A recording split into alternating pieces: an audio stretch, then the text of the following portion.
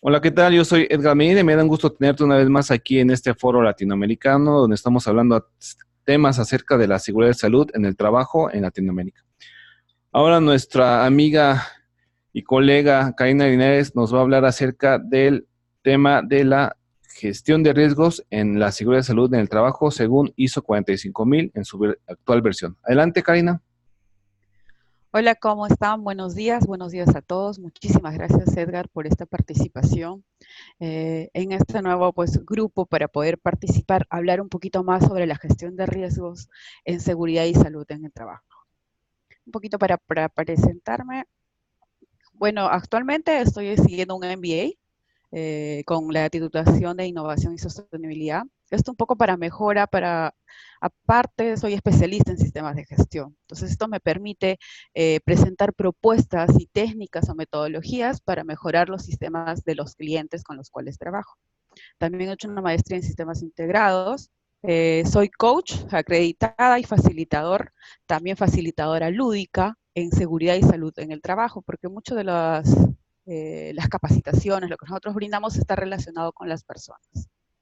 Soy licenciada en Administración de Empresas, llevo más de 10 años en el mercado, hago auditoría, soy auditora, soy también ponente en temas de seguridad y salud en el trabajo.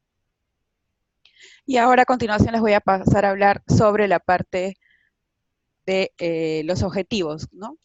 El objetivo principal es suministrar una metodología que le permita a las organizaciones gestionar de manera efectiva los riesgos que afectan el logro de los objetivos.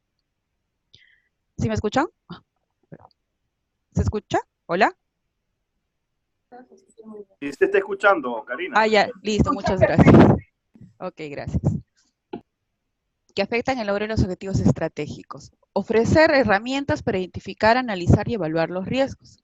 Dentro del trabajo de seguridad y salud en el trabajo, vamos a guiarnos sobre la ISO 45000, que habla sobre la identificación de riesgos, pero también podemos utilizar otras metodologías como la ISO 31000 o lo que es basado en la gestión de riesgos en el PMI. Entonces, hay que tener dos conceptos bien claros al momento de que nosotros vamos a identificar o gestionar los riesgos. Estos conceptos es la posibilidad, el riesgo de la gestión es la posibilidad de que suceda algún evento que tendrá algún impacto en su cumplimiento. Y se expresa en términos de probabilidades y consecuencias. Y la gestión del riesgo es proceso efectuado por la alta dirección y por todo el personal para proporcionar a la administración un aseguramiento razonable con respecto al logro de los objetivos. Entonces, es tener claro el riesgo de gestión, la posibilidad de que suceda, o sea, el evento, la actividad, y la gestión, lo que está haciendo la organización para minimizar estos riesgos. Al momento de implementar cualquier sistema de gestión, nosotros tenemos que tener un punto de partida. Si nosotros no conocemos a la organización, primero debemos ver cuál es su misión, su visión, cuál es esa cadena de valor, sus objetivos estratégicos y un mapa de procesos para identificar los procesos de la organización o cuáles ellas ha definido, sea para un sistema de gestión de calidad, para seguridad y medio ambiente. ¿Por qué determinar la misión y visión? Porque parte del compromiso es tener claro qué está buscando esta organización. Solamente ve la parte de utilidades o también ve la gestión de las personas, hasta dónde quiere llegar, ¿no? Los objetivos estratégicos para saber qué contempla la organización, la cadena de valor, en qué parte, en qué proceso estamos y los mapas de procesos para poder determinar las áreas, cuáles son aquellas en las que trabaja o labora la organización. Acá hice un pequeño resumen, también considerando algunas normativas sobre qué debemos establecer. Primero, el establecimiento de una política o lineamientos. Segundo, identificar los riesgos. Los riesgos los vamos a identificar a nivel de contexto, tanto internos y externos de la organización, por procesos, por partes interesadas, por los activos de la organización. Y luego tenemos al final la valoración de riesgos, que ya todos conocemos porque trabajamos en este campo, que es hacer el análisis, la evaluación, el monitoreo y la revisión, y hacer el seguimiento de los mismos. Dentro del primer paso, que está la política y los lineamientos, nosotros definimos claramente cuáles son los objetivos. ¿Cuáles son los objetivos? El alcance, el nivel de aceptación, los niveles de calificar el impacto y los tratamientos. Es como nuestro plan de gestión de riesgos. Nosotros definimos cuáles son los pasos, qué queremos alcanzar, qué queremos medir, hasta dónde vamos a aceptar los riesgos, qué calificación le vamos a dar, alto, medio, bajo, qué vamos a hacer con estos riesgos, qué tratamiento le vamos a dar a los riesgos. Entonces, primero eso lo definimos en un documento, tener un plan de gestión de riesgos, ¿no? O una política de gestión de riesgos, o los lineamientos para determinar cómo nosotros vamos a hallar o identificar los riesgos, cómo los vamos a evaluar y cómo vamos a poner las medidas de control. Durante la identificación, el establecimiento del contexto de los riesgos, vamos a encontrar, por ejemplo, riesgos que están en el entorno externo de la organización. Tenemos las normas, regulaciones, tenemos, por ejemplo, la parte cultural, que también nos podría afectar en la parte de salud, los tecnológicos, los cuales estamos viviendo, los ambientales y los económicos o políticos que pudieran afectar a la organización. ¿Puede afectar a la seguridad y salud? Sí, porque pueden haber normativas legales que implican determinados riesgos o evaluaciones que se tienen que hacer al personal o consideraciones. También tenemos el contexto interno de la organización. Tenemos procedimientos, tenemos instructivos, tenemos planes, tenemos políticas de seguridad y salud, ¿no? ¿Qué responsabilidades debemos de tener internamente? A todo esto nosotros hallamos nuestro contexto interno y externo, determinando en base acá a nuestros procesos, a nuestra estructura organizacional, a nuestro MOF, a nuestra lista de responsabilidades, donde nosotros debemos definir principalmente al momento de la elaboración, en el perfil de puestos, cuáles son los riesgos a los que están expuestos los trabajadores, tanto en el contexto interno como el contexto externo de la organización. Luego, ¿cómo podemos identificar los activos? Los activos, tenemos, por ejemplo, una lista de activos de cada proceso. ¿Quiénes son los responsables? Clasificarlos, clasificar la información, determinar su criticidad y si existe la infraestructura crítica o cibernética para esto. Esto de los activos los he puesto más alineado porque estamos al tema ahorita de antisoborno, o también podemos colocarlo en temas de seguridad de la información. ¿Qué preguntas clave debemos tener para poder formular esta identificación? ¿No? Cuando nosotros identificamos, la mejor que podemos hacer es un grupo conjunto de personas de las diferentes áreas o procesos o de los procesos que están relacionados, desde el trabajador hasta la alta dirección, hasta el gerente, hasta el jefe, para poder determinar cuáles riesgos a los que están expuestos.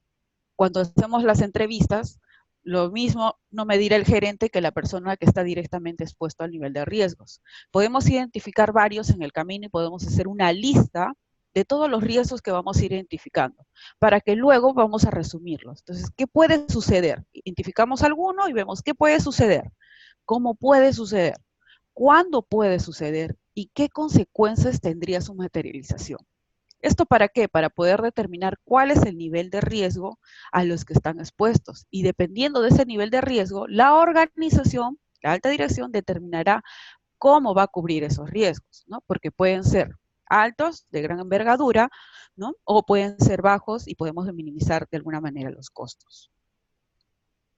Al momento de la identificación, encontré muy curioso en la red mientras que estaba revisando, y cómo redactar el riesgo. ¿No? A veces no sabemos cómo redactarlo, qué coloco primero, igual que una no conformidad, ¿no? ¿Cómo redacto la no conformidad? ¿Qué evidenciado? ¿Qué verifico? ¿No? Y creo que para todo debemos tener una pauta. Acá les comparto lo que encontré y es el sustantivo más el verbo participativo más el adjetivo del adverbio y el complemento, ¿no? Por ejemplo, ¿no? Los servicios médicos más otorgados por debajo de los estándares de calidad, un riesgo, ¿no? Si nosotros estamos hablando, por ejemplo, de incumplimiento de procedimientos, o sea, podríamos hablar de los programas, ¿no? Más operados de manera ineficiente. O sea, hay procedimientos, hay instructivos, pero que el personal desconoce de estos instructivos, estos procedimientos. O a pesar de conocer, pues no toma las acciones debidas, como utilizar adecuadamente sus implementos de seguridad, que también eso conlleva a un riesgo, ¿no? Entonces, se los dejo ahí, tiene el sustantivo, más el verbo participativo, más el adjetivo, adverbio, complemento, para poder definir nuestros riesgos. ¿Qué tan importante es la redacción del riesgo para poder entenderlo? Durante la identificación también tenemos la tipología. Vamos a encontrar riesgos ambientales, que también a los cuales van a estar expuestos nuestros trabajadores, riesgos de mercado, tipologías de riesgos, por ejemplo, financieros, cómo podrían afectar, ¿no? De repente no tenemos los recursos o no nos dan como para cubrir ciertos gastos de salud o seguridad de algunos trabajadores o en algún proyecto en el que estemos trabajando. La competencia, ¿no? La competencia, tanto a nivel de nuestros clientes, ¿qué está mejor? Tienen software, tienen metodologías, tienen un departamento, un área de seguridad y salud ocupacional, ¿qué no tenemos? ¿Hasta dónde podemos llegar, no? La seguridad ambiental, qué tan importante también estos riesgos ambientales, qué tanto pueden afectar a nuestros trabajadores, la seguridad personal, la salud ocupacional, porque también dentro del área de salud ocupacional, cuando hacemos las evaluaciones médicas, los centros donde se hacen las evaluaciones o clínicas, hospitales que están autorizados, por ejemplo, en mi país, cada centro ocupacional tiene que estar autorizado por el ministerio para poder ser un centro ocupacional o realizar estos exámenes.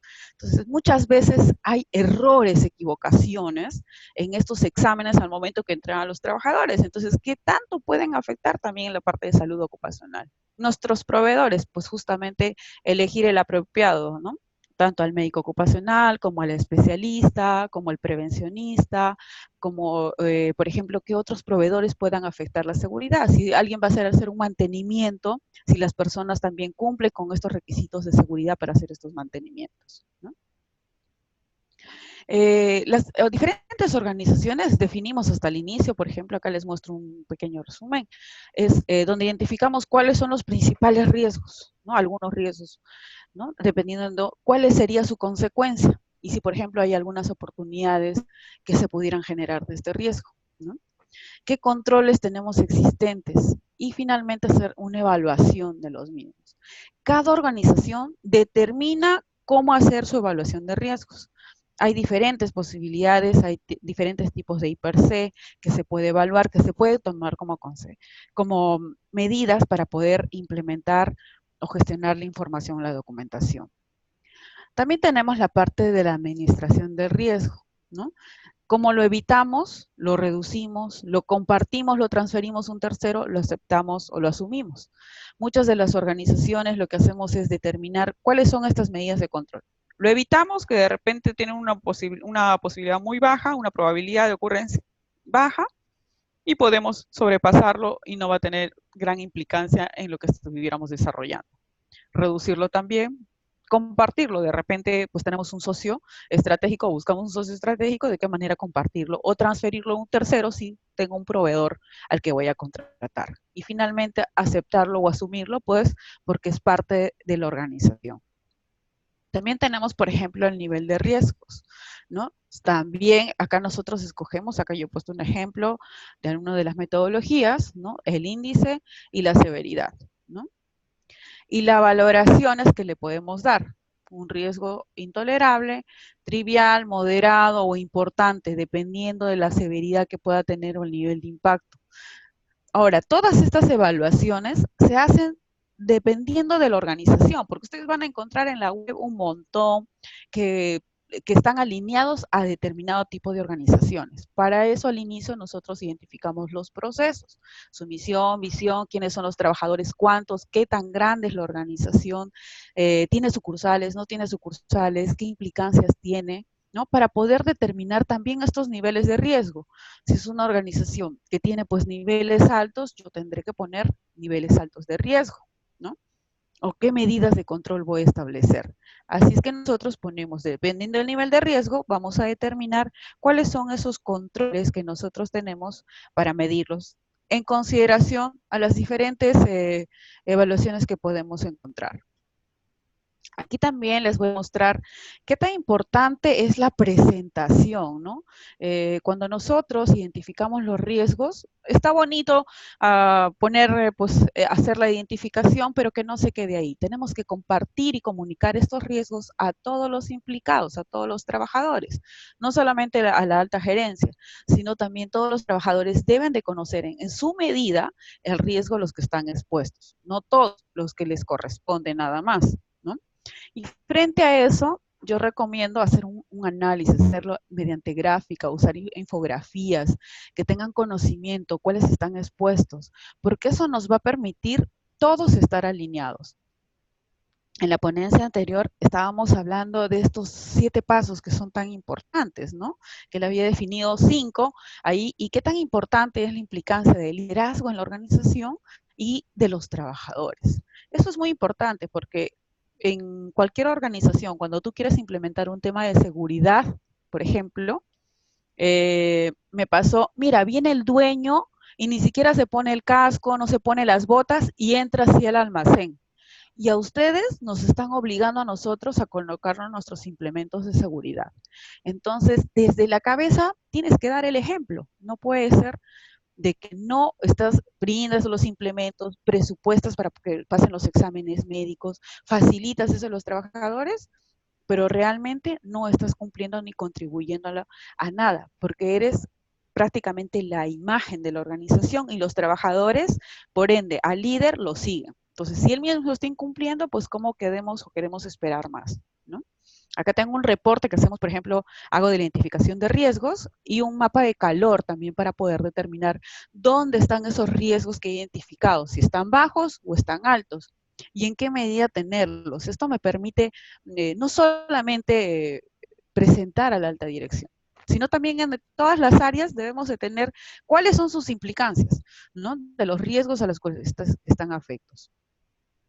En conclusión, puedo analizar el análisis del contexto general. Primero debemos determinar cuál es el análisis contexto general de la organización para establecer cuál es su complejidad, qué otros aspectos para conocer y entender la organización, su entorno, dónde está, quiénes son sus proveedores, quiénes son sus colaboradores, ¿no? Determinar y gestionar los riesgos adecuadamente. Contar con una política.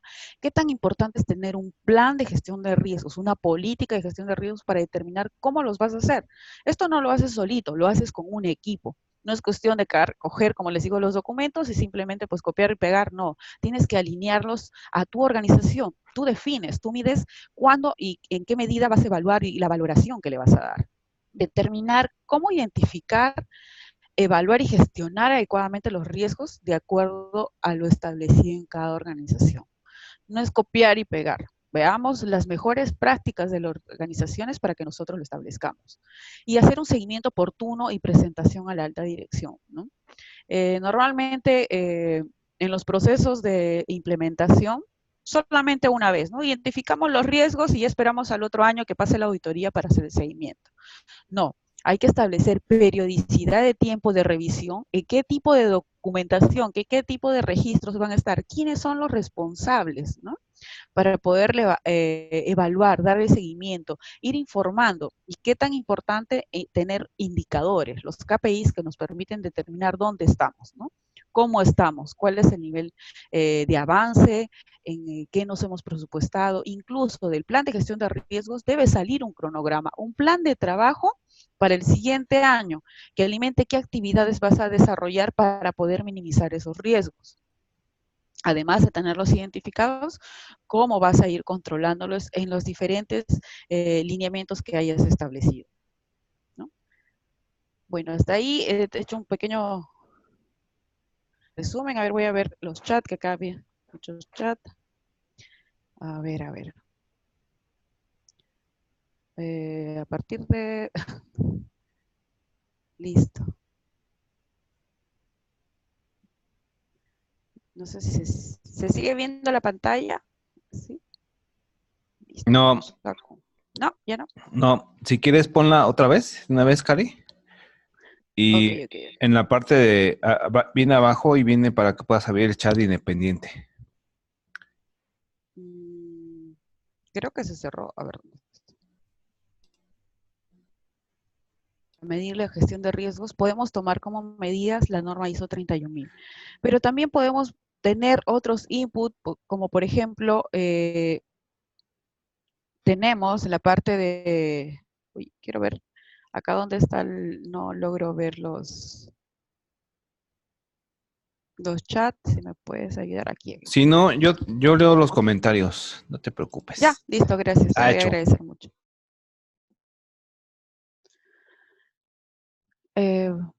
Bueno, acá, ya, dar seguimiento a la matriz de requisitos legales. Por supuesto, de todos los procesos, porque por ejemplo, la matriz de identificación de requisitos legales, van a salir ciertos requerimientos legales, tanto de temas de médico ocupacional, de salud ocupacional, temas de regulaciones en temas de planillas de personal, por ejemplo, de maternidad, de descansos médicos, ¿no? Que van a tener.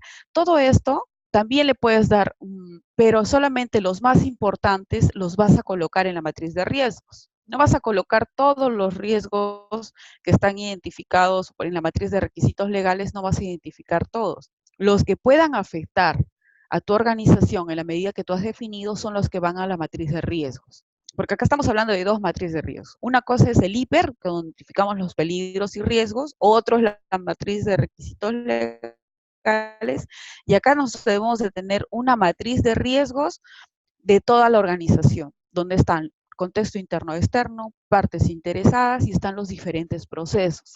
De esa matriz les estoy hablando yo. Esta matriz nos permite determinar cómo vamos a hacer el seguimiento, tener un cronograma. Incluso en la matriz de requisitos legales tú determinas la periodicidad o determinas un cronograma de cada cuánto se van a ir evaluando y se van colocando en los diferentes procesos donde corresponde.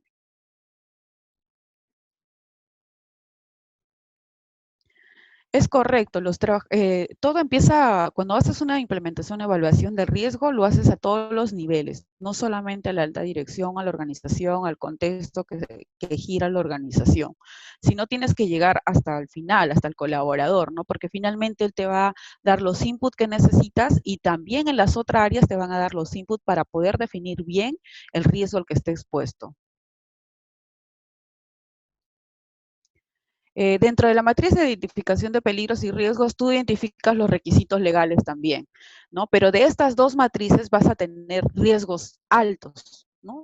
Que se definen. Esos riesgos son los que van a tu matriz de riesgos, porque finalmente ahí tú vas a evaluar qué vas a hacer en la matriz de riesgos.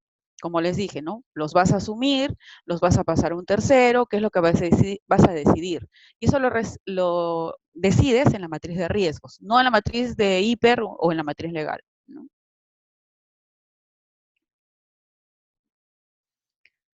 Mm.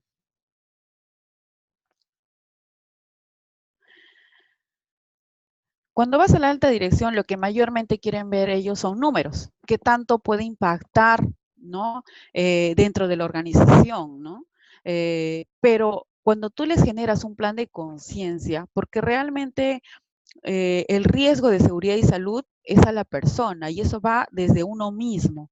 No es, o sea, puede la empresa establecer N políticas para ponerme mis implementos de seguridad, para estar capacitado, para hacer charlas, pero realmente es la persona la que tiene que decidir en ese momento qué tanto yo estoy colaborando, estoy apoyando, qué tan concientizado estoy en qué tan valiosa es mi vida, ¿no?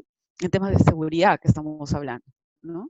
Entonces, así a la alta dirección también tenemos que velar por la seguridad y salud de sus colaboradores y cómo se sentir, que finalmente todas estas normativas o regulaciones, yo podría decirle a la alta dirección, mira, si usted incumple, tiene una multa, ¿no? Y eso es una advertencia, no lo está haciendo porque realmente vea la seguridad y salud de sus colaboradores. Nosotros tenemos que generar una conciencia para poder mejorar el involucramiento de la alta dirección. Participación en capacitaciones, participación no solamente es aprobar el presupuesto, ¿no? Sino ver qué mejoras podemos ver. Tenemos diferentes metodologías, por ejemplo, una última que he participado es la de Management 3.0. Esta metodología la aplican en sistemas de seguridad, de información, pero se pueden aplicar a todos los niveles. Vi sus beneficios porque dentro de la metodología participan los trabajadores. Es un bienestar tanto de los trabajadores como de la alta dirección. Qué tan colaborativos estamos, cómo participamos, cómo trabajamos en equipo, cómo felicitar a mi equipo, ¿no? Dentro de la metodología tenemos diferentes pautas que nos permiten armonizar, ¿no? El nivel organizacional para poder lograr los objetivos, ¿no? También tenemos, por ejemplo, dentro de de la lúdica, implementar con juegos lúdicos, ¿no? O dinámicas o técnicas, o como decía, ¿no?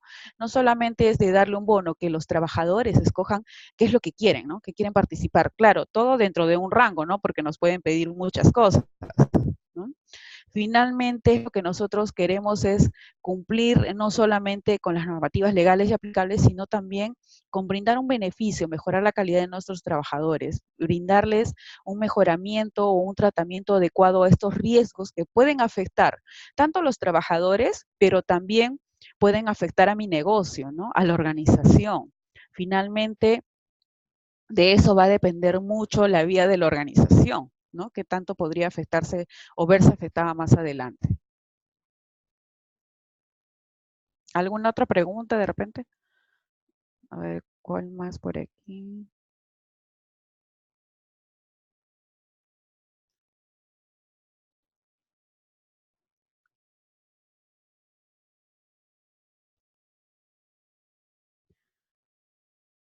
¿No hay alguna otra pregunta más por aquí? A ver. Sí, en la GTC 45 de Colombia sí está la identificación. Ahí la GTC 45, por ejemplo, esta norma colombiana, ya incluso te da los niveles de valoración, ¿no? Te da una tabla que identifique los diferentes tipos de riesgos y también las valoraciones para que hagas tú mismo la matriz de identificación de peligros. En mi país, por ejemplo, no hay, ¿no? Pero sí sería una buena práctica, pues tomar, por ejemplo, la GTC 45 que nos puede ayuda a determinar la valoración y la identificación de peligros y riesgos de seguridad y salud. Yo tengo una pregunta, Cari, ahí mismo abajo, hola, te habla María José, ahí mismo abajo, que es que pareciera que en Perú de pronto no, pero quisiera tenerla claro, ¿ustedes distinguen entre peligro y riesgo? ¿Perdón? ¿La diferencia entre peligro y riesgo? Ya, mira, el peligro es la posibilidad de ocurrencia de algo, ¿no es cierto? A lo que tú puedes estar expuesto. Y el riesgo es aquello que te puede afectar. Entonces nosotros tenemos, tú estás constantemente expuesto, por ejemplo, el peligro, en este momento puede ser la posibilidad de ocurrencia, un letrero que dice piso mojado, ¿no? Y el riesgo es que te caigas y te ocurra una fractura, una lesión, ¿no? Entonces identificas cuáles son esos peligros y cuáles son esos riesgos, ¿no? Y eso lo identificamos en la identificación de peligros y riesgos. Por ejemplo, ya, este riesgo significamos, coloquemos que es un riesgo alto. Este riesgo de repente le provoca una fractura, una lesión a mi trabajador. Esta lesión puede ser una lesión baja o puede ser una lesión alta, ¿no? Pero desde ya que lo manden, supongamos, 30 días a descanso médico, le significa un riesgo al medio a la compañía, porque tú lo has establecido en tu plan, ¿no? Y es un costo de repente porque vas a seguir pagándole al trabajador por un trabajo que no está realizando, ¿no?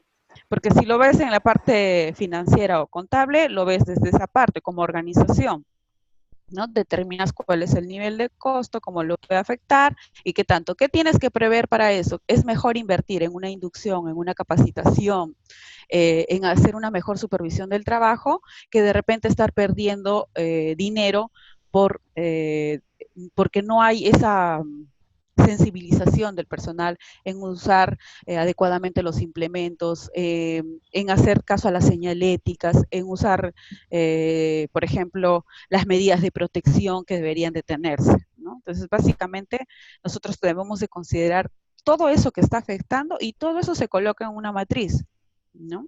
Y nosotros determinamos cuáles son esas medidas de control. Las medidas de control las vamos a determinar qué tan alto y qué tan ese impacto que pueden generar esas medidas de control son las que llevamos a nuestra matriz de riesgos. Pues muchas gracias, Karina. Creo que vámonos a la siguiente sala porque ya nos hemos un poco retrasado, pero creo que vale la pena el contenido que estamos generando. Pues si quieres recordarnos tus redes sociales o dónde te contactamos por cualquier duda. Ok, bueno, me encuentran en LinkedIn como Karina Linares. En el Facebook estoy como Kais Consulting. Este es mi número acá en Perú. O mi correo personal que es cayelizo@gmail.com, que también en el Skype estoy como Cayelizo, ¿no? Yo comparto mucha información en temas de seguridad, en la parte de sensibilización, hago los talleres lúdicos, pero también aplico muchas otras técnicas para sensibilizar a la persona en que depende de uno los cambios que quieren hacer, ¿no? No esperar que el otro lo haga, sino finalmente que uno aporte a esta mejora, aporte al crecimiento, no solamente de la organización, a su crecimiento personal, porque finalmente el cambio que puede hacer la persona puede impactar muchísimo a nivel organizacional y puede impactar en otros. Mientras más impacten, pues más grande será el crecimiento, no solamente para ellos, ¿no? Pues muchas gracias, Cari. Y muchas gracias a los que nos están sintonizando ahora. Pues gracias, te mando un fuerte abrazo hasta Perú. Gracias, muchas gracias.